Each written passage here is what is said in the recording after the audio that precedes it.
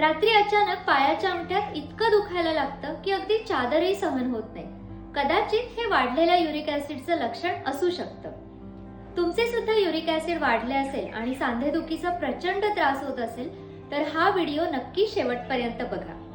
Uric acid हे आपल्या शरीरामध्ये तयार होणारं एक वेस्ट प्रोडक्ट आहे. जेव्हा याचं प्रमाण वाढतं तेव्हा याचे क्रिस्टल्स आपल्या सांध्यांमध्ये डिपॉझिट व्हायला सुरुवात होते आणि मग सांध्यांमध्ये प्रचंड पेन, लालसरपणा आणि सूज यायला सुरुवात होते. यालाच गाऊट आर्थरायटिस म्हणतात. आयुर्वेदामध्ये ट्रीटमेंट सांगताना पचनशक्ती सुधारणे आणि शरीरामध्ये तयार होणाऱ्या आमाचे पचन होणे हे सांगितले आहे. याच्यासाठी मी तुम्हाला एक सपोर्टिव्ह आयुर्वेदिक उपाय सांगणार आहे. काय करायचंय? 2 कप पाणी, त्याच्यामध्ये 1 चमचा ओवा आणि अर्धा चमचा ताजे किसलेले आलं टाकायचे. ह्याला उकळून हे अर्धा कप उरल्यावर गाळून गरम गरम सकाळी उपाशीपोटी प्यायचं आहे. हे तुम्ही 14 ते 21 दिवस करू शकता.